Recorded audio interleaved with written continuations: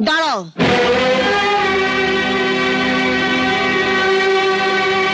কার অনুমতি নিয়ে তুমি বাড়িতে ঢুকেছো? আমার বাড়ি, আমি আবার কার অনুমতি নিতে যাবো মা? কোথায় তুমি জানতে চাইবে আমি কেমন আছি? তা না বলে বলতাম, যদি সুটকেসটা হাতে করে না নিয়ে এসে রাকেশকে সঙ্গে করে নিয়ে আসতিস তাহলে বলতাম। আমি বুঝতে পেরেছি তুই নিশ্চয়ই এই বাড়িতে কোনো ঘটনা ঘটিয়ে এসছিস। ঠিক তাই, আমি ও বাড়িতে আর যাবো না। আমি একেবারের জন্য চলে এসেছি। এই বাড়িতে আমি তোকে থাকতে দেব না। মা, বিয়ের পর স্বামীর বাড়ি হলো মেয়েদের নিজের বাড়ি, স্বামীর সংসার হলো নিজের সংসার। ছোটবেলা থেকে আমি ওদের সকলকে দেখে আসছি। তোকে ওই বাড়িতে ফিরে যেতে হবে। ওখানে যদি আশ্রয় না পাস তো নদীর জলে কি